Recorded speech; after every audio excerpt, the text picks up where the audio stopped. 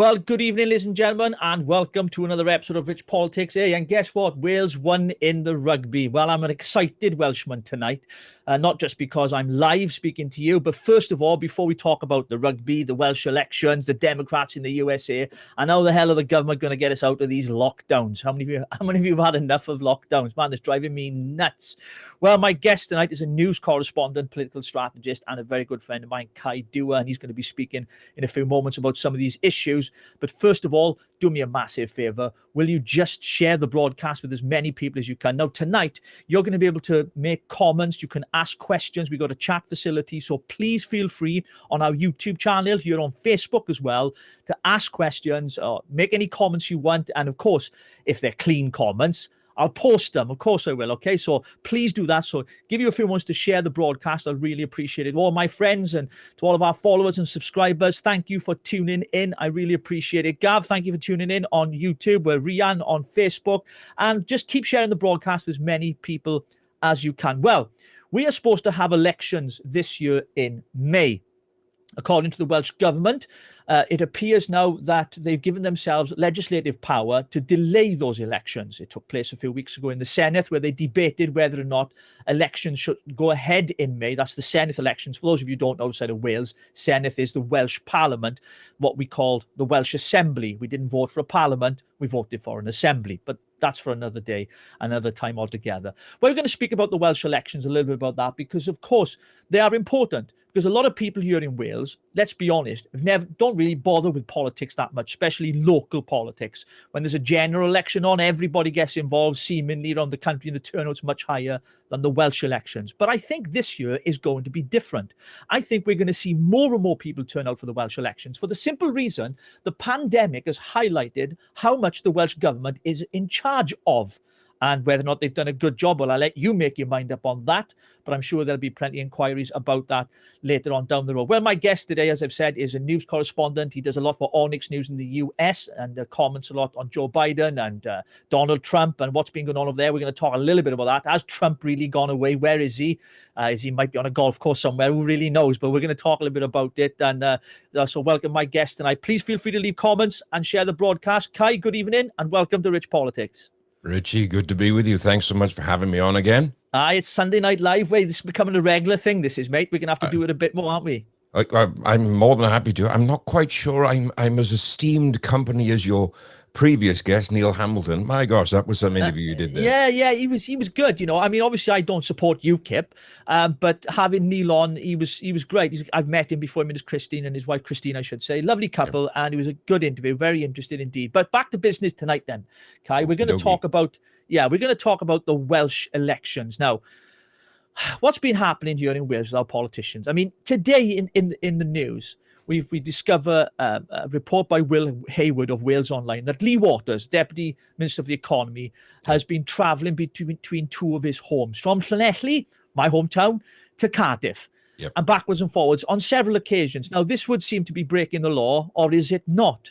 Because the reality is, we've seen this more recently, where we had 3 members of the Senedd. We know who they are now, 4, I should say, including Nick Ramsey, Welsh Conservative, Arlene Davies from Welsh Labour, and of course, Darren Miller and Artie Davies, who's now the leader of the Welsh Conservatives. So, you know, not Artie Davies, my apologies. He wasn't leader. Paul Davies was called. Paul Davies. Which is why Artie's now the leader. Yeah. That's why he's the leader. Right. Okay. Now, the truth is this, you see. People don't have a problem with, look, we have a problem with people taking away our civil liberties, right? We don't like being told where we can go and where we can't go, what we can buy from a shop, what we can't buy. Taking those civil liberties away is the basis of our foundation as a democratic country, right? And so we pride ourselves on that. So anything that attacks the very fabric of our foundation. But the problem I have is it's not so much that they were drinking down the Senedd or he went from one home to another home. It's the fact that these are the lawmakers becoming the law breakers, whether in spirit or by law, in the sense that, you know, it wasn't really breaking regulations, but it's the hypocrisy around it that politicians will make a law and break the law at the same time and expect the rest of us in Wales to live and abide by those set of rules. That's pure hypocrisy, isn't it, Kai? Well, I think that the problem is you've misquoted something there. So it's not that politicians are making the laws and then breaking them. It's the fact that in Wales, politicians, or in the United Kingdom and around the world, politicians don't believe the laws they make actually apply to them. That's the big if you look at it from that light, it's not hypocrisy to them, it's hypocrisy to the rest of the country watching the kind of crap that they do. And you know, once again, like you said today, Lee Waters caught with his pants down, and the Drakeford has come out, you know, dictator Drakeford has come out now and defended Lee Waters, saying that he hasn't breached the regulations, but the regulations are very clear. It is essential travel only, and flitting between your constituency house and your private residence or your parliamentary house, to me, is not essential travel, especially in view of the fact that Llanelli is less than 60 minutes drive to that bubble that they call Cardiff Bay. Anybody could quite, especially where there's so little traffic on the roads nowadays, if you've got parliamentary business, you can drive there and go home. I have a real issue with the fact the man has 2 houses for a start. Yeah. Do you know what I mean? They're less than 50 miles apart. That's hypocrisy right there, because both of those are being claimed for. This highlights not just the hypocrisy of the way that they make the laws, the fact that they think they're above them, the fact that they ignore them. It is further highlighting the ridiculous things that these parliamentarians are claiming for, being paid for, that you and I and people watching, the everyday taxpayer in Wales, the everyday taxpayer in the UK, we're the schmucks having to pay for this nonsense. And I was going to say on that as well, see, like all these politicians in Cardiff Bay, they've not taken a cut. You know, it's not affected their finances. So when they say, like, you know, you've got to this, you've got to that, you can't, you know, you can't leave the house, and, you know, a lot of people are going to lose their jobs as a result of the pandemic, and some, not just the pandemic, but the policies the government have put in place here in Wales. But they've not taken a pay cut.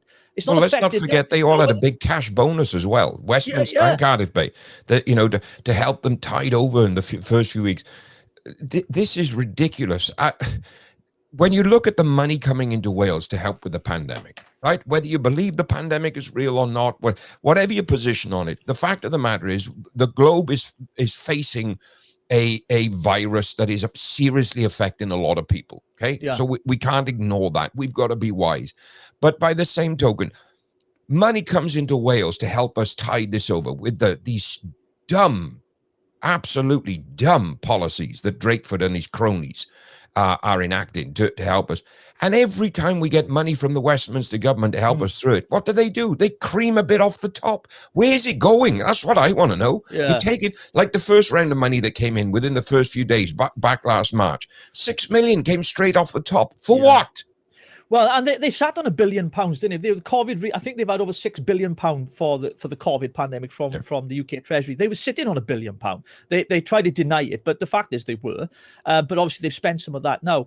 What I find is it's jobs for the boys down at Cardiff Bay. The Cardiff Bay cartel, I like to call them. And that is one of the reasons why I'm anti-devolution, for the simple reason I think it's an expensive project down at Cardiff Bay that really we could do without. We've got MPs representing us in Westminster. We elect them in each constituency. They should be working in those constituencies. Why the hell are we paying for 2 sets of politicians? I mean, it drives me barking mad. Rich, it goes beyond that, though. See, when they devolve power to the Scottish Parliament, they have suspended the Scottish Grand Committee. In other words, the MPs that represent Scotland had the ability to debate on legislation that affects Scotland only, and then present their findings and present their decisions to a full sitting of the chamber. So from devolution in Wales, we've had Westminster debating on Welsh policies, except those which are now devolved. Not that everybody knows what's devolved and what's not anymore, because they've changed the rules so many times. There's so many back and forth between Westminster and Cardiff Bay about who controls what. So we got 40 MPs in Westminster representing Welsh constituencies. We got a Welsh government making decisions from Wales, and we still have the Welsh Grand Committee sitting every so often to debate what's happening in Wales. So in theory, we've got 3 bodies deciding that what is taking place on a political level in Wales. No wonder the Welsh public are so flipping confused. Well, the problem is as well, see, the Welsh politicians aren't held to the same account as Westminster politicians, right? I've noticed this, right? There is a degree of where they get away with it. For example, you imagine if MPs were done for drinking in the Parliament when they banned alcohol being sold in pubs. They'd be sacked. Their heads would roll. But gosh. you're in Wales, politicians get away with it constantly. And this is becoming apparent more and more to people now, because there are shows like this where I let people know what's going on. I tell them how bad the politicians are down in Cardiff Bay. And in fact, we've got some comments coming in now. I just want to run them by you, Kai. A couple here from Rian saying it's time for Drakeford to step down. Well, he should never have been in place. Well, never mind step down. Look, just take the Welsh government. Take the two most important voices emerging in this pandemic. You've got an accountant running the country. No wonder they're sitting on the money all the time. He's probably stashing it away from the tax man. A solicitor in charge of healthcare. Yeah, and you've got a former solicitor now in charge of healthcare. Real fantastic qualifications for governmental leadership. To me, you should be disqualified from holding public office unless you've, at that level, cabinet level, unless you have served in the sector that you're to govern, and unless you have sufficient experience of major leadership.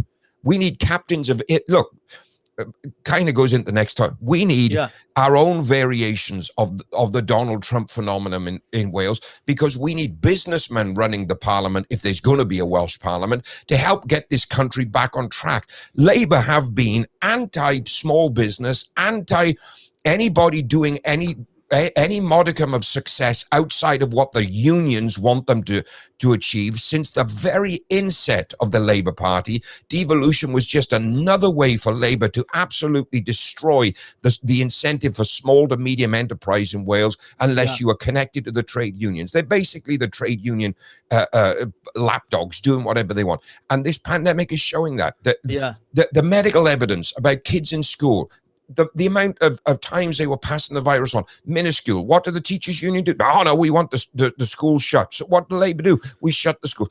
I don't know about everybody else, Rich, but I am sick to my back teeth of it. When it comes to the schools, the Education Minister, Kirsty Williams, was on Sunday Politics this morning. She was talking about this approach, 22nd of February, where those aged up to 7 years of age are able to go back to school. Now, that excludes mine, because my youngest is 8, my daughter. So we're still waiting to hear what's going on, when the school's going to open. This is just my take. I don't think, and I'm critical of the UK government as well as the Welsh government, of course, if they get things wrong.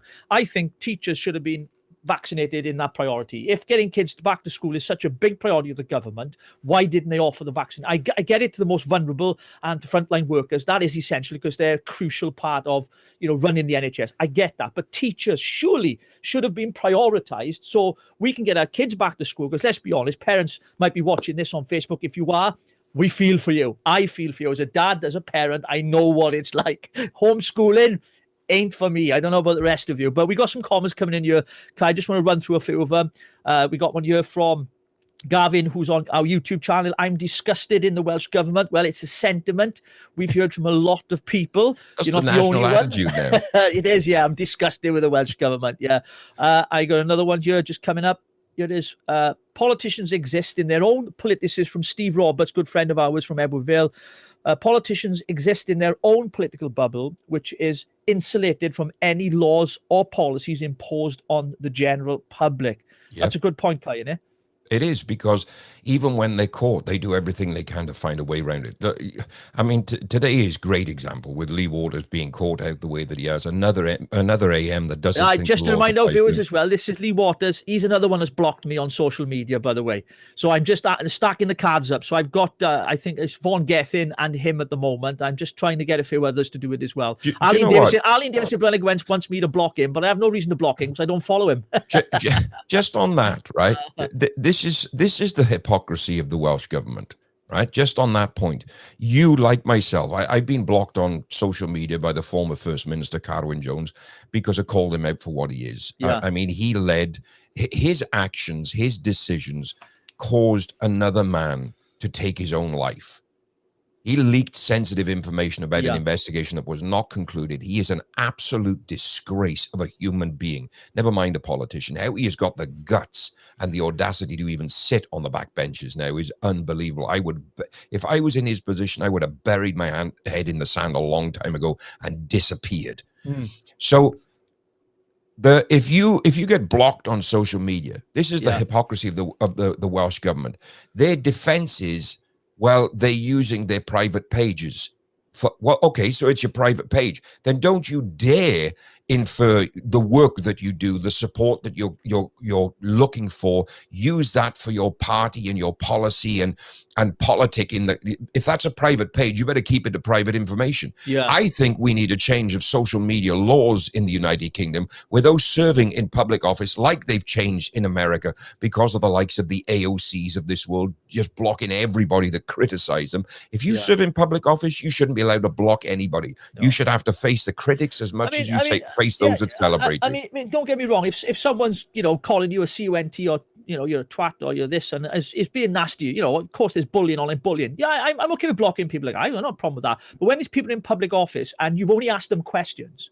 They don't like being held to account in Cardiff. It's only scrutiny. It's not calling people names or, it's just simple things. And yet you get blocked for it. I mean, I last year back in March when the pandemic hit, right, I was criticizing Vaughan Gething daily because he was lying to the Welsh people. He was telling, he hasn't stopped lying, has he? I mean, whenever his second name's guessing, because that's what he always does. But he's always promising things and never delivering. I was always taught never overpromise, always underpromise and overdeliver, not the other way around. Yeah. And yet we have a government that is keen. It's like they're in competition with England all the time. They got to impress. I mean, and I just find the whole thing with politicians not engaging with members of the public, which I'm going to come to right now, actually, because Blaenau Gwent's MS, Arlene Davis, had a live Facebook event this week, right, for Blaenau Gwent. Now, many constituents contacted me and said, Rich, we're going to go on. We got some questions. Do you think it's a good idea? I said, absolutely. He's the elected member of the Senate to represent you as a constituent. I said, go on there, ask him any question you want. Yeah. They were blocked. Yeah. I went on, couldn't comment, blocked.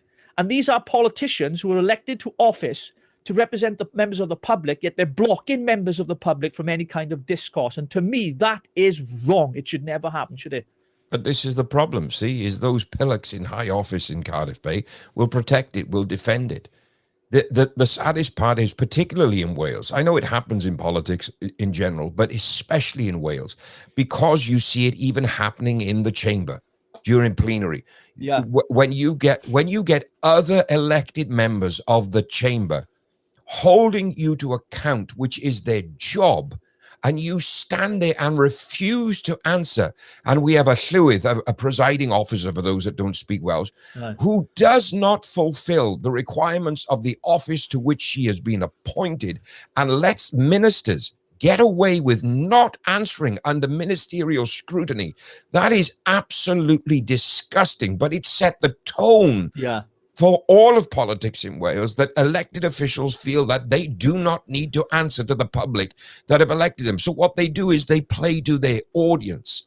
Yeah. They play to their supporters. So they're no longer, to me, they're not elected officials. They're actors on a stage, playing to the crowd that supports them. And like any actor that gets a bad review, they just don't want to read it. They don't want to see it. They don't want to be held. The thing is with the providing officer as well, right? They're supposed to be impartial, but she's a member of Plaid Cymru and quite vocal about it, obviously. And very never stepped down. Still campaigns for them. How can you be impartial when you clearly... we know. I've seen the bias myself firsthand, and of course we're going to talk about the Welsh elections. We're going to talk about Plaid Cymru in a few moments and Welsh independence, because it seems to be what the Welsh media like to talk about, although it's not polling as high as they say it is.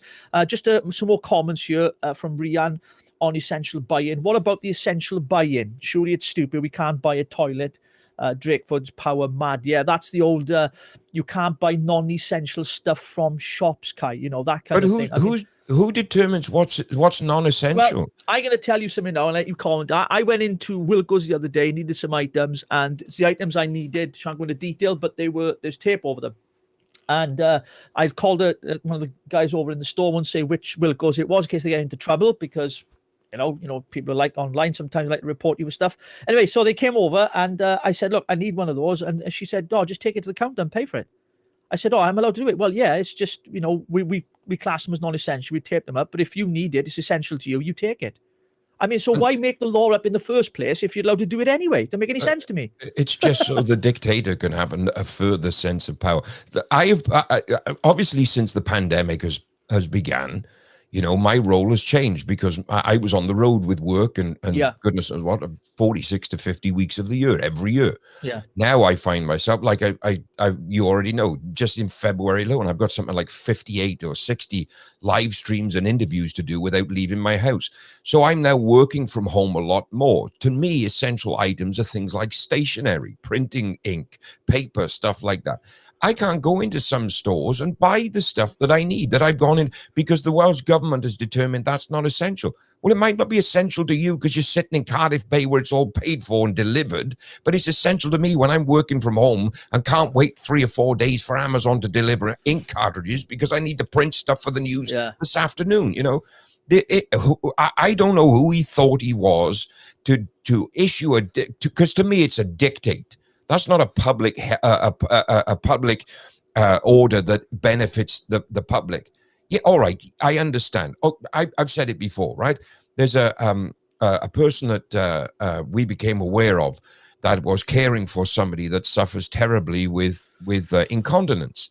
And over the Christmas period, their washing machine broke down. So this person's having to wash clothes and bedding and goodness knows what 5 or 6 times a day. Could not buy extra underwear, could not buy extra bed linen, because the Welsh government had classified those as being non-essential. Yeah. But to that person, they're absolutely essential. What takes the Michael for me is I can go into Tesco's, buy a boot full of booze, come home and get absolutely slaughtered if I want to, but I can't go and buy a book. I know, to keep my mind occupied. Now, people can't see it because my studio is also my office. So I've got 3 bookcases here full of books. I have books delivered every week to do with what I'm doing with the news and everything else. I'm constantly reading, but I can't go to my local Tesco's and buy them. Yet I can go into my local Smith's and buy them, which is a conflation of the law because apparently Tesco's are supposed to be able to sell everything a news agent is supposed to be able to. There's so much confusion in it, Rich. I got a good question here in from one of our viewers. Steve has asked a very good question, actually. I wonder what you think about this. What is the answer to the unaccountability of our politicians? We've talked about that tonight. They get away with blue murder, don't they? Let's be honest. What is the answer? I mean, because we're not going to get accountability, them being held to account by the media.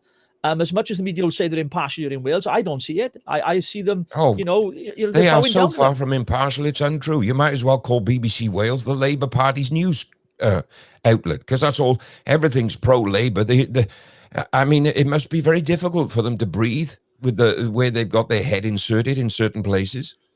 Yeah, I noticed even today on James Williams on Politics Sunday here in Wales, obviously the Lee Waters story broke on the day, so it wasn't probably in the script, but it was just one statement, one comment, and Kirsty Williams just brushed it off as if, well, that's it. He didn't do anything wrong, so move on kind of thing. And I'm thinking, you imagine someone in Westminster doing that. If they were on the Andrew Marr show or if they were on Andrew Neil's show or something like that, GB News, hopefully very soon. But you imagine if they were on something like that, they wouldn't get away with that, would they?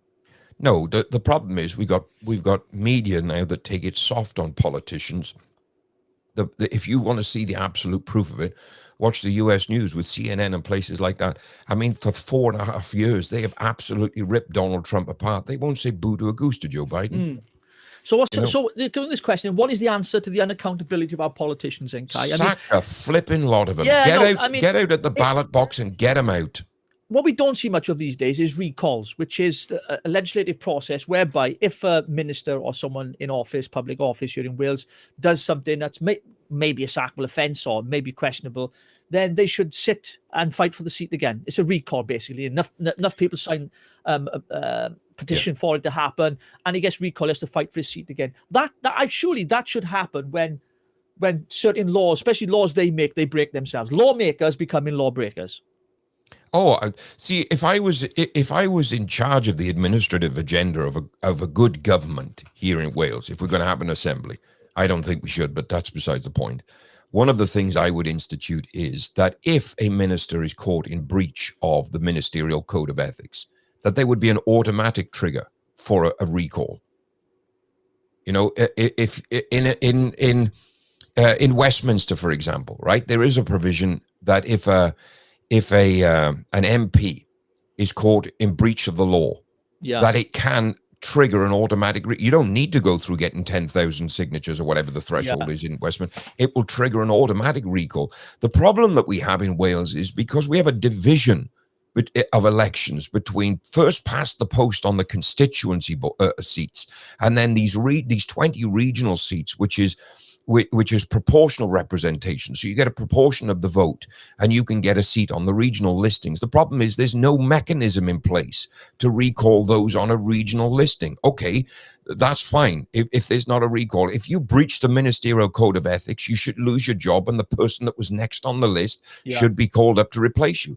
We have got to have a system in place where elected officials are held to account in a public forum. To me, it should be mandatory that an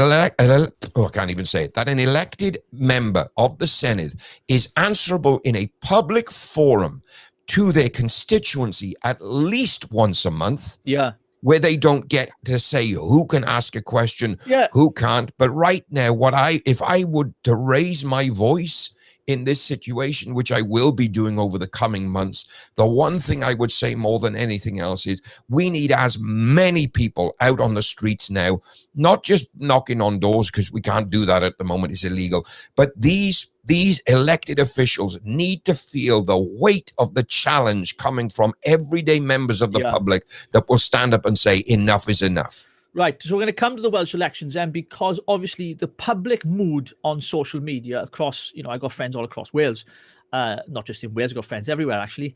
I got more friends than enemies as well. You'd be pleased to know. Talking about friends, listen, if you're watching on Facebook, share the broadcast, folks, because we're going to talk about Trump a little bit later. I'm sure you'll find it entertaining, if nothing else. And we're going to talk about a little bit about the government's plans, if any, for getting us out of these bloody lockdowns, because I don't know about you, but I've had a guts full of them. If you've had enough of these lockdowns, leave us a comment and let us know and tell us what you expect the government to do to get us out of it. Vaccinations are rolling out at pace now. Thankfully, the Welsh government have picked it up because they were very slow at the start, but thankfully they're getting it rolled out. We're going to talk about that later. But I want to talk about the election a little bit closer. Now, we got Plaid Cymru, Adam Price, who's got bigger eyebrows than a caterpillar. I mean, they're just massive. He needs to go and see somebody and get him sorted out, right? But Adam Price, now, we had Leanne Wood before him, and that was a complete disaster, because that woman is a walking disaster. Don't get me started on that. Now, but Adam Price, he's a good speaker. He delivers his, what he wants to say very clearly, very concise. He's an intelligent man. But I find this nostalgic idea of independence, like many others as well, not everybody, because some think it's a wonderful thing, would be a good thing for Wales. Can you explain to our viewers why independence would be bad for Wales? It would be an economic disaster. They keep arguing about if we became independent Wales, we would be, what's their estimation, 15 billion, 18 billion better off overnight. 15 billion, 18 billion what? If we vote for an independent Wales, we got no currency overnight. So what are we going to spend? Because the last time I checked, I don't think any country in the world takes sheep or carrots as currency. No, but we got water. We got water. See, we can sell water. Look, we can turn it into something else. I don't know. This is my point. People go on about, we've got all of these resources. You can have as many resources as you. We could have the biggest gold deposits, the healthiest diamond mines in the world. If you've got no currency, what do you sell them for? Well, not just currency. We're starting off with a big debt. It's like, was it 15 billion pound deficit? So we'd have to find that, right, to be able to keep the economy going, basically. Otherwise, we'd be ruined. That's why I've always called it fiscal suicide. When I have the Welsh nationalists come on, some of them are friends of mine, and I respect their opinions on Welsh independence. I'm a patriotic Welshman. I enjoyed the game today. I was singing Mein Hen Van Adai. Of course I was. It doesn't make me less Welsh because I don't believe in independence. And that is the problem. See, they think they own the Welsh flag. Let me tell you, yes, Cymru supporters, wherever you are, wherever you're watching, you don't own the Welsh flag. Okay, it belongs to every single Welsh man and woman in this beautiful country we like to call Wales. There we are. I've said it. I had to do that. Good man. Yeah, but we should, because the reality is that's what they want us to believe, that they own Wales and that Wales's best future is served, not part of the union, because the union, whether we like it or not, right now is under threat. It's being attacked. We've seen what's happening in the Scottish Nationalist Party. We've seen what's happening here in Wales. But YouGov polling recently showed that more people would abolish the assembly than would vote for independence. Yep. But yet, every time I turn on my blooming TV screen, and it's less these days, more so, I am always fed with this Welsh independence story. There's always an angle. There's always someone on, whether it's BBC Wales, whether it's ITV Wales, whatever it is. There's always something about independence, but nothing about those who support abolish. Interesting, isn't it? Well, it's the age-old adage, isn't it? If you say something long enough, people will believe it. And that's what they're hoping. The only difficulty that the nationalists have in Wales is they took a massive kick to the crotch, fantastic shot from the Scottish courts this week when Nicola Sturgeon's independence referendum 2.0 took a big blow with the fact that the courts determined she could not go ahead with it without a Westminster say so. So as much as they might think it's a good idea, let them keep banging that old tribal drum of independence. Westminster is never going to let Wales go, even if they were prepared to let Scotland go. People forget, although we're an individual country, we are a principality of the crown. Scotland never was. The heir to the throne becomes the Prince of Wales, has done for hundreds of years. We are an integral part of the United Kingdom, a part that they will not, the Westminster government will never let go. And I'm thankful that they won't, because right now we have Plaid Cymru banging their nonsense drum about independence, which none of it would stand up under scrutiny. We would have no health service. We would have no police force, no public facilities, no defense, no economy, no infrastructure overnight if they got a referendum vote. And then we have those Luddite Labour lads in Cardiff Bay trying to sleepwalk us to independence. I mean, in the vain hope that we don't see what they're doing. Well, we know, we can see what they're doing. More powers, more politicians. They want to increase the amount of politicians down there. They want more money. Basically, they're sleepwalking, or I should say, sprinting towards independence if they have their own way. And, Plaid have always been in bed with Welsh Labour anyway, let's be honest. Yeah. I mean, where does this leave politics in Wales? Now, you've got the Welsh Conservatives. They've had a massive issue more recently, as we know, not just with some of their members, breaking the spirit or the letter of the law, whatever it might be, drinking down the Senate. But they've also had a change of leader.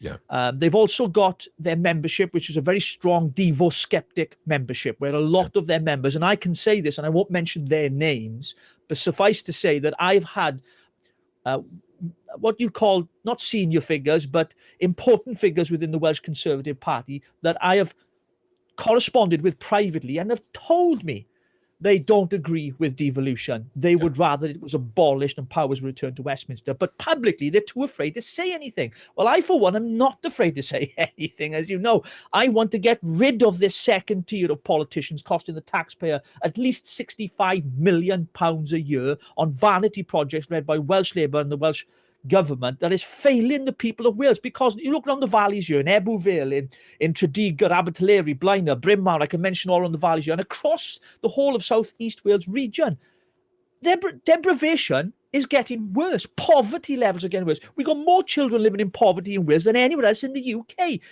What has devolution done? Don't they tell me we got free bloody prescriptions? After 20 years, if that's all we've got from a Welsh government is free prescriptions, and I'm sorry, they have failed. And of course, we can recycle them, paying for plastic bags and all that kind of stuff. And free bus passes. Right, great, isn't it? I mean, if that's what a government has done for 20 years, I mean, if you were speaking in football terms, they would have been relegated. They'd have been out of the, they wouldn't be in the Premiership, that's for sure. And that's why I believe it has failed the people of Wales miserably. But Richard, you're missing the most important point in all of that. There is one very significant thing that devolution has done for Wales that nobody can deny. And that is, it has made a handful of Labour cronies very, very wealthy off the back of the Welsh taxpayer. That's all it's done. It has made an awful lot of Welsh cronies and the people that they're connected to very, very wealthy, whilst people in Wales have suffered beyond belief. And this is why I'm doing this Facebook Live, to let people to know this stuff, because it's important. So a lot of people not into politics, but they need to know your taxes are going to give them a cushy lifestyle, isn't it? Let's be honest. Now, I worked this out, and this isn't an exact figure, and this is a rough figure. I'll give you an example. The first time I've said this, I'm going to mention it anyway, that because of my constituency of Blaenau Gwent, where I stood in the general election in 2019, and I'm very passionate about Blaenau Gwent. Arlene Davies, who's the MS for Blaenau Gwent, in the time he's been in office, he has earned approximately £938,000. Yep. Now, those of you watching this broadcast, you tell me, if you live in Blaenau Gwent, for example, do you think that he's been worth just under £1 million? And if so, what has he done for Blaenau Gwent? Does that include his expenses? Well, no, that's just a rough average of earnings from when he was first elected to the Senate up until present. Doesn't include offices that he took within the cabinet, because he was a cabinet minister as well, if you remember, but he was sacked from that for some dubious behaviour. And yet, the people in Blaenau Gwent are worse off. There is no entrepreneurship. There is no investment. Our towns are dying. Shops are being boarded up. We got kebab shops. Listen, I like a kebab, don't get me wrong, right? But there's only so many kebab shops and nail shops that we need in the valleys. You know, the footfall in our town centres. Steve, who's one of our viewers here today, Steve Roberts, I think you know Steve Kai. Wonderful guy. Him and his wife, Diane, run a business in Ebbw Vale. They used to before the pandemic. They've not been able to do it now because of, obviously, they had to shut because of the rules set up by the Welsh government. But before the pandemic, the footfall alone in somewhere like Ebbw Vale had dropped so drastically that businesses couldn't even make their rent. They couldn't even pay the rent for the simple reason that not enough people were shopping in the towns. Then they cut the public transport. So this is all in the Welsh Labour. Cut the public transport.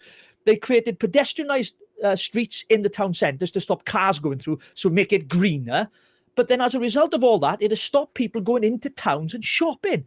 Our town centres are dead. And that is because of what the Welsh government have done in Wales. That is my take on it. And someone like Arlene Davies, and I'm going to say it, I don't really care because it's not liable, because it's what I've worked out. He has been earning on the back of taxpayers hundreds of thousands of pounds in his political career. And I'd like to ask him the question, what have you achieved? Now, you mentioned Heads of the Valley Road. Well, let me tell you, that's a bloody disaster as well. For the simple reason, it's about £60 million over budget, and it should have been finished years ago, and it still hasn't been finished. I mean, the whole thing with the Welsh government, they have failed the people of Wales miserably. Well, Steve just mentioned that, you know my thoughts on Arlene Davies. He is a complete waste of time. Now, I'm going to get off Arlene Davies because everyone will think this is me just bashing him, which is not. It's me pointing out the facts. You need to know this. Well, Rich, you raise a very valid point again in what you're saying. I know I joked about the first one but it's true. Labour boys have become, well, not just Labour boys. You know, a lot of the AMs have become very wealthy off the back of the Welsh taxpayer. But just let's look at Arlene Davies, seeing as you mentioned it. So in theory, when you take into account his expenses, parliamentary expenses, well, he's probably cost the taxpayers of Blaenau Gwent somewhere between £2 and £2.5 million since he took office.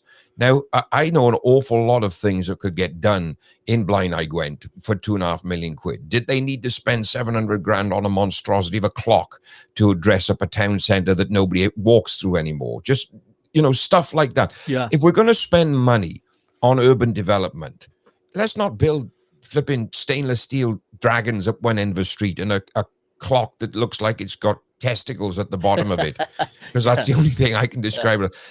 Let's put the money back where it needs to be. And that's not refurbing leisure centres to create 10 or 12 jobs at a price of nearly £1 million a job in job creation. It is back where the people need it. If business is struggling, we have got to stop trying to get businesses to fail in Wales. And this is my concern, because Welsh Labour are so anti-small and medium enterprise, anti the local shop owners, anti anything that is outside of their trade union sponsors. They have done untold damage. Just here where I live in Pembrokeshire, there was a business here that was here for over 100 years, got into financial difficulty because of a downturn in footfall in the high street.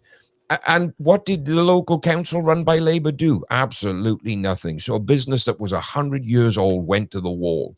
What they did was they tried to move, they tried to de-urbanize the town centre. So you go into Pembrokeshire, Haverfordwest town centre now, is nothing but charity shops and a couple of pawnbrokers.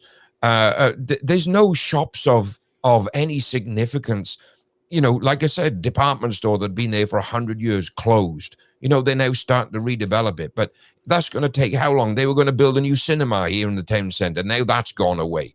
But it's ridiculous that we're constantly penalising the people that are paying for all of this, the people that need this to happen. We've got to get to an understanding that in Wales, our future is in our hands. This is our country, so it is our choice. Yeah. And we have got to come back now. Not what the government in Cardiff Bay is saying, because they're a waste of space. They're not worth the paper their names are written on at the moment. Yeah. The emergence of Wales as a leading economic force in the United Kingdom is going to be down to everyday people watching, people that run their local shops, people that run their local businesses, local farmers, people that are engaged in their local community. And the one thing I'm thankful for in this pandemic is the community is finding that community spirit again, because it had been missing for so long. We have so many things that our government have done over the last 20 years to separate the family, to break down the community, but people are finding that spirit again. And we've got to come out of this pandemic with a determination that the government have failed us in Wales for 20 years. So the next 12 months are going to be no different, no matter what government is in control, whether it's Labour, the Tories, a coalition of government, that our future lies in our hands. And we've got to come out of this like we came out of the Second World War, with a determination to rebuild and not let petty politicians, not let idiots that think they know it all and do nothing, because all they do is talk a whole lot of hot air. I reckon we could rent out the AMs to the Bristol Balloon Festival, because they blow enough hot air to fill those air balloons beyond belief. We have got to make a decision that we are going to take back our country, Wales, and around the world. We are going to take back our future, put our future in our hands. And if they don't get on board with it, and if they don't start doing what they're there to do, they either need to be removed or be replaced, plain and simple. Yeah, absolutely. Of course, we've got the elections coming up. Well, we think we have. Now, for the viewers that don't know this, then we have the elections on May the 6th here in Wales for the Senate elections, but there was talk about delaying them. You might have seen that in the mainstream media. And the whole idea was that we can't run an election with polling stations because of COVID-19, but you can go to a packed out supermarket. That's all right, but never mind, you can queue to get in like you can at a polling station. Nevertheless, the truth is that a lot of people in Wales, I think, will engage more this time than they did in previous years, probably because of the pandemic and what's been happening. But politicians have tried to delay this election, haven't they? Now, there was a vote in the Senate, in the Assembly, last week, I believe it was, or week before last, where they voted to legislate to give themselves power to delay the elections. Now, there were only 5 members of the Senate that voted against this legislation. And I'll name them. For the sake of our viewers, I'll get it up here on my phone, and I want you to know who it was. Okay, it was Mark Reckless from the Abolish Welsh Assembly Party, Gareth Bennett from the Abolish Welsh Assembly Party, Mandy Jones from the Alliance Party, I think they're called, Neil Hamilton from UKIP, and Neil McAvoy from Propel or Welsh National Party, whatever they're called now. They're trying to register their name, having problems, aren't they? Yep. So you had 5 members of the Senate there voting against legislation to delay the elections. What does that tell you about the politicians down in Cardiff Bay? Because they voted to give themselves power. That included Welsh Conservative members as well. Well, the difficulty is that the Westminster government made a concession to allow them the opportunity to vote to delay the elections if they feel it necessary. Unfortunately, the health situation in Wales is very different to what it is in England because of the absolute disaster that Cardiff Bay has made in dealing with the pandemic. Yeah. Which is why when England is starting to look at lockdown measures being lifted as early as the end of February, Wales, they're still talking about after Easter.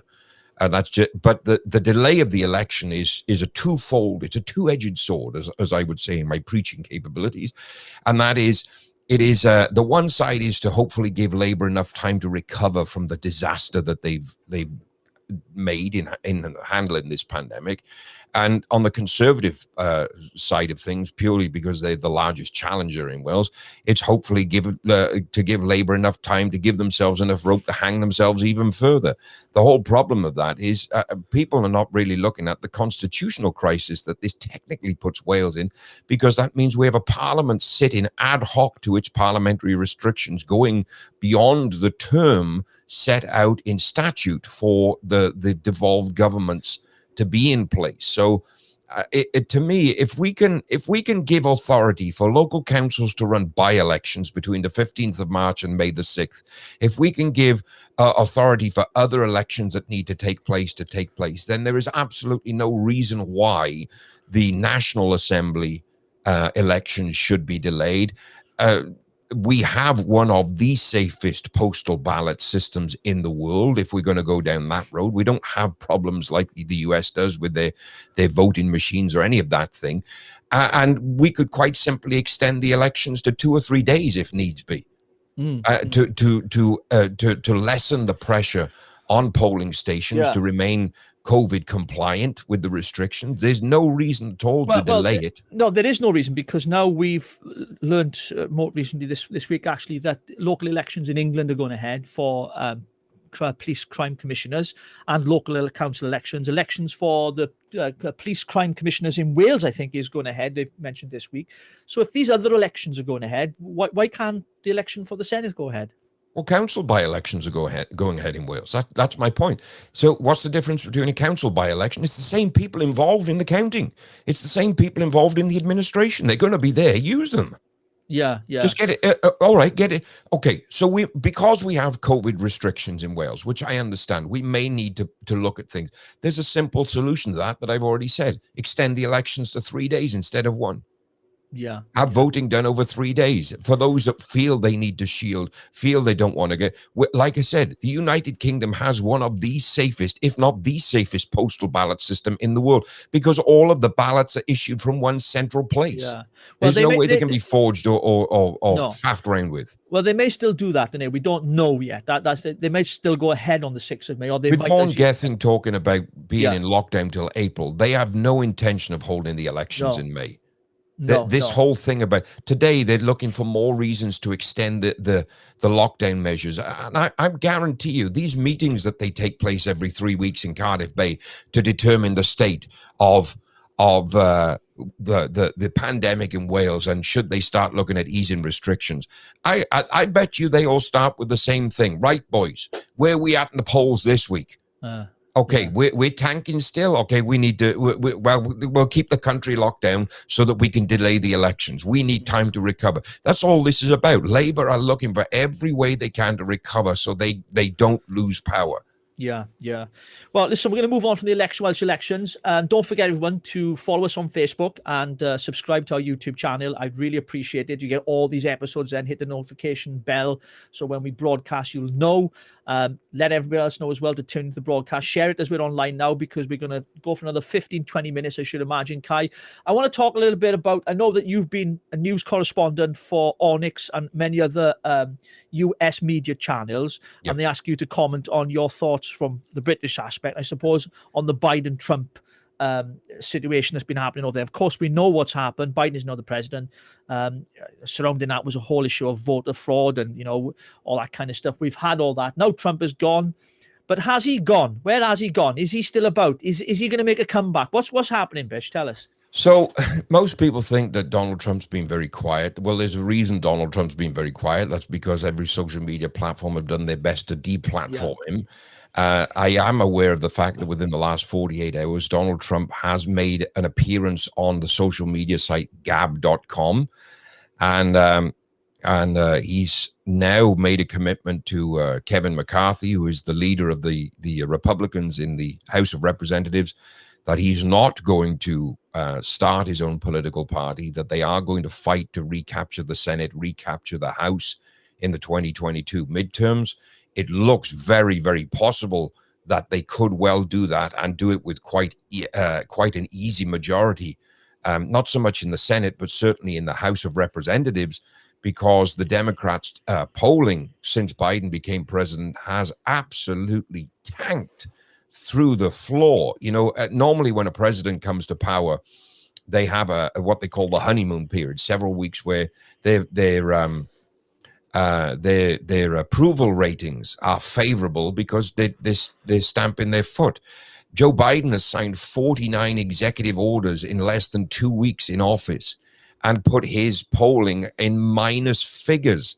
35% of Democrats now polled are now regretting voting for Beijing Biden to be their president. So you can see that this is, in fact, there's one famous American comedian guy called Kayvon that I'm not a fan, don't watch his stuff, but this week alone he came out and said, concerning Biden's presidency, this is going to be a very long 4 years. So even Democrats are regretting their voting and patterns the way that they've gone. Is Trump gone? I wouldn't bet my last buck on it. Well, the thing is, U.S. politics isn't the same without Trump, is it? It's boring now. I mean, I've got to be honest, since Biden became president, I don't watch it anymore. I'm like, because I don't even know if he can hold a conversation properly. The videos that are out there on social media. I mean, blah, blah, blah, blah, blah, blah. I just can't watch it because I think it's wrong to laugh at that. So this week, President Biden's really set America aflame with the wonderful news about how many doses of the vaccine they've bought, because he's bought 300 billion doses of the vaccine for 300 people. Yeah, who's he got coming for him? Or Diane Abbott? Because I heard that it's just when they played those. I know it was an attack on him, right? When they were running for elections and they were playing all the clips of him, and I thought they must have been playing with the audio or something, because there's no way a man can speak like that and go blah blah blah. No, he does. There's a reason we call him Sleepy Creepy Beijing Biden. There's people liking this on Facebook. There's loads of hearts going up. So yeah, keep liking it. I think we'll stay with it. It's a good one. I mean, whether you loved or hated Trump, right? One thing for sure, he made politics interesting, didn't he? And he kind of, whether you loved or hated him, he loves America. He's passionate about his country, and the things that he did as president were to look out for his own people. Now, Biden is very much the other way, because even the executive orders he signed were to really undo a lot of the good that Trump did, didn't he? Yep. Well, his first day in office, Biden signed 17 executive orders within 6 hours of being inaugurated as president, and they reckon the cost of that, not taxpayer cost, though, the dollar cost. Yeah. Just the cost in jobs alone. The cancellation of the Keystone Pipeline, the knock-on effects from that, it's going to cost America 1 million jobs at least. Wow. The initial figures were 76 to 83,000. Now the figures are beginning to pour in. The knock-on effects of the businesses affected by that cancellation. Even in Canada, Justin Trudeau came out and said that he was very, very disappointed at President Biden's decision to cancel the Keystone Pipeline because of the industry it would have brought to Canada as well. So you stand there on the steps of the Capitol building, Billy Bob Beijing Biden preaching unity, unity, unity, and you sign 49 executive orders in 2 weeks that divide your country even further than you could possibly imagine. Yeah. Now we're all going to be given a reprieve for the next week or so, where Sleepy Joe is going to be very quiet because, of course, Trump's second impeachment trial is going to dominate the headlines. Yeah. The mainstream media are going to be baying for blood. Just yesterday, Biden announced that he has now decided that Trump is too unstable as a former president to receive intelligence briefings, so that he will be blocked from having them. That's a presidential right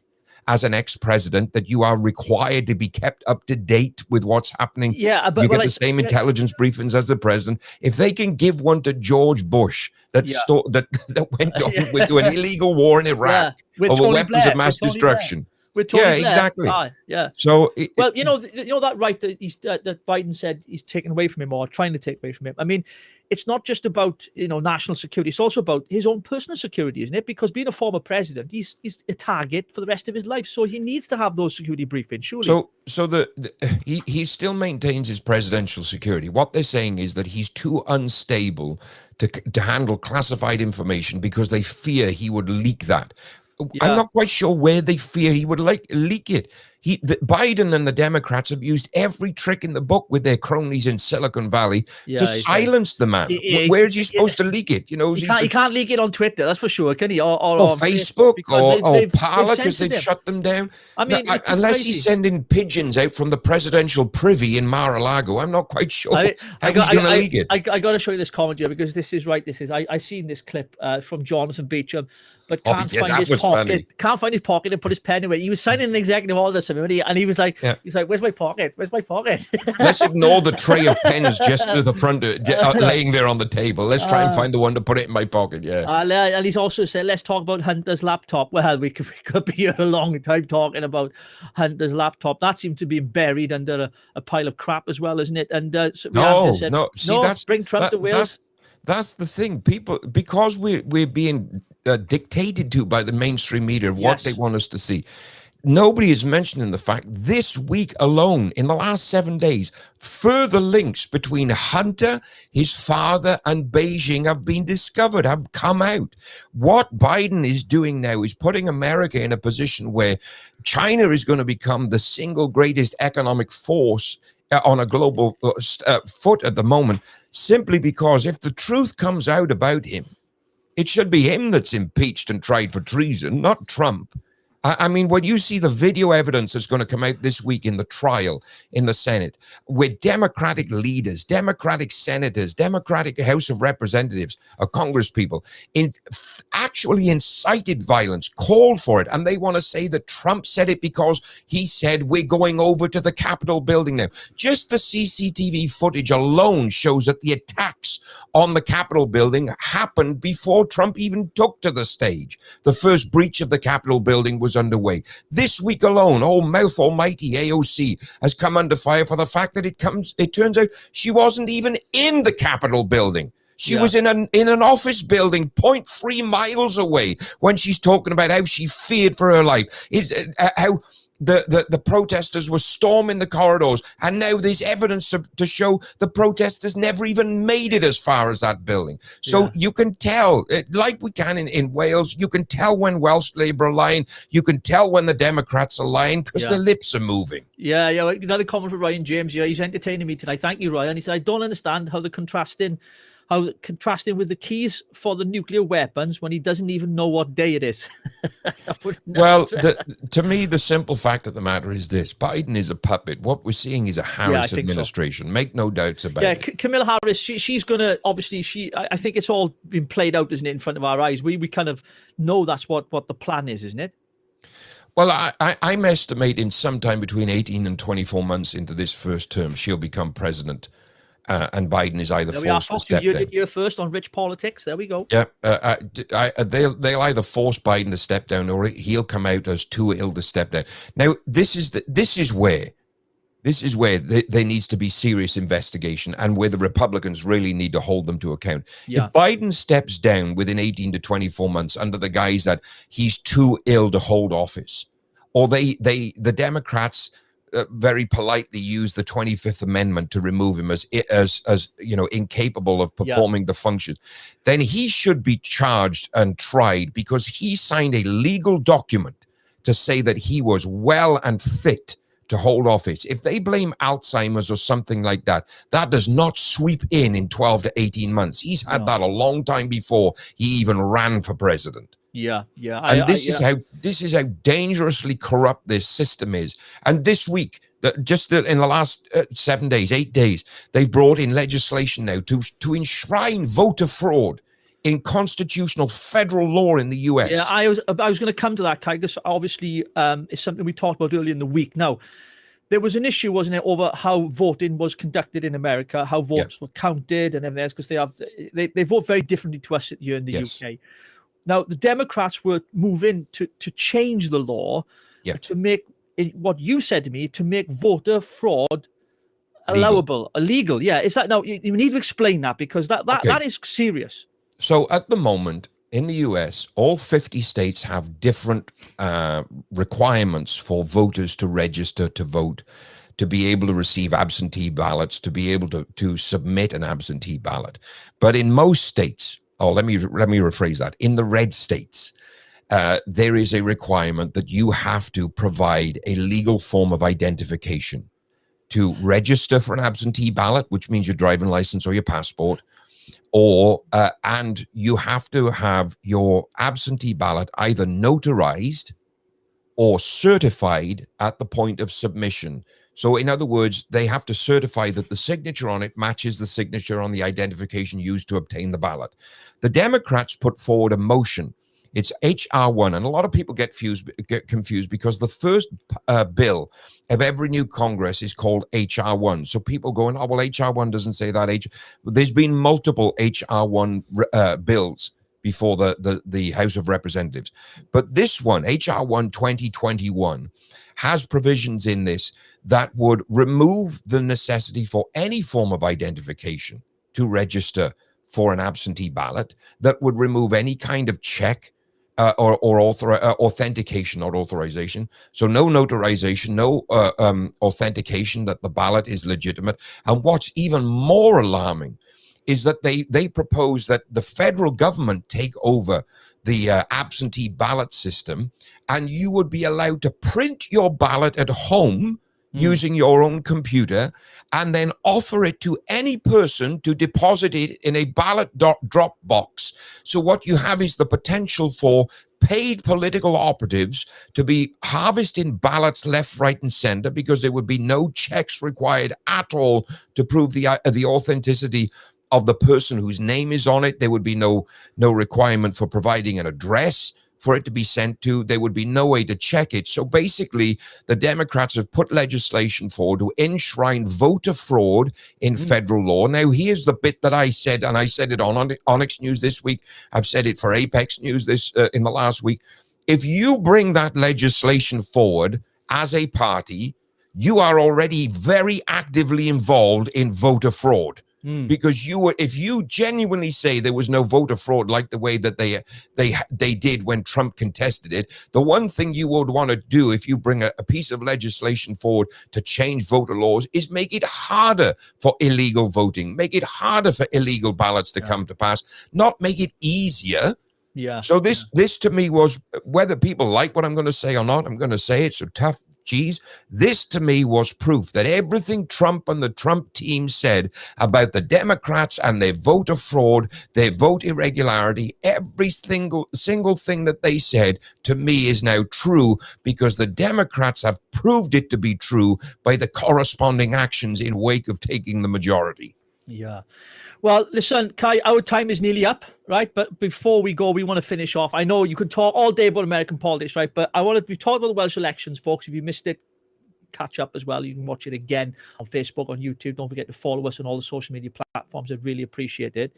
I want to talk about the government's plans for exiting lockdowns. I have a world exclusive for you. If only we knew exactly what the government were planning on doing. Now, we know that the government are keen to get kids back to school. My friends at Unlocked, Martin Dubney and the guys there, they have been very vocal, calling it Unlock the Schools, basically, where they've been campaigning and doing programs around this as well on social media around opening schools. Now, parents at the moment are facing, not just some of them not being able to work, some are still able to work, some work from home, but the impact of this pandemic has been huge on families. The pressure has been difficult. Yeah. People have lost loved ones, maybe from or with COVID. But the reality is that it's a sad state for us to be in. Now, the government, whether it be in Westminster, whether it be in Cardiff Bay, I wonder what the plan is, because we were told in December, once we've got this vaccination, this is the light at the end of the tunnel. This is going to be the way that we're going to get back to normality, or new normal, they called it, which I reject. I don't like the idea of new normal. I want normality, whatever normal is. And we were told that this was going to happen. So everyone got excited. I remember Matt Hancock crying on GMTV to Piers Morgan, we got a vaccine, great. So it's great news. And for many of our frontline key workers working in NHS, I got friends who work in hospitals. We're proud of you. We thank God for you. Without you, then we wouldn't have the NHS, would we? Yeah. And they've got their vaccinations. And obviously they're doing it by order of priority. Okay. So those who are more important, the elderly, those likely to die from it, and healthcare workers, etc. Now, we were told that this would be the answer. But I heard Vaughan Gethin, the Welsh Health Minister, in a press briefing with BBC Wales, and he stated to the Welsh public, when he was asked a question, now these vaccines are here and they're being rolled out, will we be able to get back to some kind of normality? And I quote his answer, no. Now, I don't know about you, but that is the most uninspiring health minister I've ever heard in my life. When we are told there's a vaccination, and we've been told now that the vaccination, there's different kinds of vaccinations being produced, not just the Oxford one, there's AstraZeneca and all the other ones. There's other ones coming out as well, isn't there? Yeah. So why is it now, when we were told by the government that this was the way out, now we're being told something different? Because we're not being told restrictions are going to be lifted. That, if this vaccination does work, then why aren't they talking about timescales? Because they know how many they've already vaccinated, certain percentage of the population. I know England is a lot faster than anywhere else. Yeah. So what is the government's plan if vaccination isn't the way out? Well, I have a world exclusive for you, because in the last 60 minutes, I have been given a copy of the Westminster government and the Welsh government's plan to end the lockdowns. I'm going to share that with you in just a second. Well, before you do that, let me just say to all of our viewers on Facebook. Now, listen, if you're on Facebook now, right, and you want to know more about what we're doing, it's an exclusive, right? Kai's going to share with us some documentation that he's got that is around, getting out of these lockdowns. Now, I'm not a government minister. This is just Richie just having a rant about all things politics. You know me. But share this now with as many people as you can on Facebook. Hit that share button, because we're going to hear it here tonight. Come on, Kai. Okay, so before we do that, let's just take into consideration today, Professor Van Tam told BBC News that the data now shows that even if you've been vaccinated, you can still transmit the virus. So their plan is brilliant. It's working real well, isn't it? They built all this thing. So in a world exclusive, here we go. Here we go. The government's plan for ending the lockdown. There it is. Look at that. They haven't got one. It's blatantly obvious they have not got a plan. They don't know what they're doing. This is a case of heads or tails on every piece of policy that they come up with. They haven't got it. Rich, it is very clear the government does not have a clue. They're not following the medical data that is coming out of hospitals, coming out of, I don't know. We're still going on these WHO projection models that Chris Whitty and that lot are coming up with. I don't know who is advising the Welsh government concerning the health policies there. Well, it's just ridiculous. It's the same group. It's the JCVIQ or something. They're the whatever they're called. They're the experts. But I'm still at a loss, and a lot of people are, right? I've got friends who own pubs. I've got friends who own gyms, right? And all these places where human interaction is important, is part of everyday life, and those things have been taken away. And yet the transmission rates in these places were exceptionally low. Yeah. And this is why I find it hard to understand why the government is continuing with these restrictions and why they've not got a plan set out apart from we're going to get kids back to school. Surely they must have some vision over what the future is going to look like. No, and everything that I'm hearing in the political environment at the moment, it leads me to believe that right now they don't have a plan. Other than trying to keep the country locked down as long as they can. The WHO lockdown measures, and they plan for it. If they get their way, they're quite happy to keep it in place till 2025. That's how long they're projected. The simple fact of the matter is, right now, it is very clear that there is no general consensus between any of the devolved nations and the Westminster government. There is no clear plan forward. We've got regional, Kyrie and sorted out, national assemblies like the one down in Cardiff Bay and the Scottish Parliament that are deliberately legislating just to be in opposition to whatever Westminster is doing. Getting kids back to school is great because we now have 2 years of children that we are already referring to as the COVID generation that have probably lost their education, that will struggle in later life because they didn't get the opportunities that they should have been afforded. They haven't been given the education. I know parents that are struggling left, right. I mean, I know parents that don't even understand the work that school is sending themselves, never mind the kid. Well, I've had the same problem. I was trying to do some schoolwork with my son the other day, and it was about fractions and graphs, and I was looking at it thinking, I haven't got a bloody clue what I'm doing here. How am I supposed to do this? And it is Rich, I understand that kids need to be back in school, right? That's a priority. I understand that kids need to be back in college. I understand that universities need to go back into. But if we don't have an economy to pay for all that, what the heck is the point of putting kids back in school. What are we supposed to do? Yes, the kids are going back to school, but what are their parents supposed to do when they've got no job, when there's no industry, when there's no infrastructure, when there's no money coming in? Right now, we're going through a terrible time. The virus has multiple new strains. We're supposed to be at a much better position because of the vaccine rollout. So the vaccine rollout is happening. Now put the country back to work. That's what we need to see. And listen, I'm not anti the vaccine. If you want to take it, you take it. That's your choice. My choice is I've chosen not to, because I can't see that a vaccine developed in 63 days can guarantee 95% efficacy at the moment. That's my choice. That's not the view of Rich Politics or Richard Taylor. That's Kai Dewar's choice. That's my standpoint. Well, I think it's important we have that choice, because there was talk at one stage they didn't rule out mandatory vaccinations, which would have been absolutely crazy. They're still not in Wales. No, I know. That idiot Gething is still not. No, I know. I just a quick thing from Vladin, your friend in Bulgaria. Let's bring... No, not the PCR test. This one here. 1 second. Can just people say enough? Can't they just protest and continue ahead? I mean, we've seen protests, haven't we? I mean, he's right. People should say they've had enough, but they don't really achieve anything, do they? I mean, apart from getting some sound bites on the media, because I've seen protests. Do they actually achieve anything in the end? Not really, but a protest is not enough. Just look at Vienna this last week. Yeah.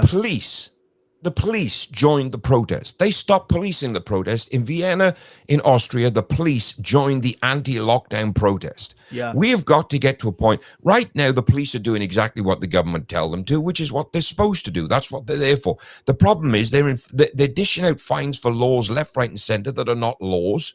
They're dishing out things on people, forcing people to stop doing things that are not even covered under the COVID restrictions. So the simple fact of the matter is, what we should have done way back at the start of this is exactly what Australia and New Zealand did. Shut the borders to everybody outside of the country. They kept their country pretty much locked down for 2 or 3 months, like we did at the start of this. They kept the borders closed for long after they lifted the lockdown restrictions, and they have not reported any new cases of COVID or any new variants for months now. We didn't do that. We kept our borders open. That was the wrong thing to do. We put other people as a priority instead of the people of the United Kingdom. Another big mistake. And yet we're the country that developed the first active vaccine for it. The simple fact of the matter is, if the vaccine is out there, it is time that the people in their houses turned around and said, enough is enough. I am sick to death of this. You will not dictate to me any longer. You will not keep me from doing. If politicians can go to work, if essential workers can go to work, yes, we might need to put measures in place. Yes, we might need to maintain social distancing. But right now, with people if you've been vaccinated, tell me why you can't go back to work. This is what people are struggling with, isn't it? Because if we're gonna, let's say, by the end of March, certain percentage of the population is vaccinated. We just go back to normal, can't we? If the vaccine is the answer, as we're being told, if it's not the answer, why is it so important that everyone has it? It doesn't make any sense, does it? I mean, surely that's got to be the aim, isn't it? To get everyone back to work, everyone back to school, to open things up again, the gyms and whatever else, libraries, so people can get back to some kind of normal. Well, look, Rich, the Welsh government, the national government, they use the WHO PCR model for testing. Yeah. The WHO have now retracted their standpoint on that to say that the number of cycles per test is too high. It's producing at least 40% false positives. So from one of our viewers. Oh, there we go. See, somebody else reading the same information that I've got. So at least 40% of the positive COVID tests that we've had turn out to be a false positive. My sources tell me it was probably the other way around. It was probably 40% that were accurate and 60% that were false. So we've had false data from the start, if that is the case.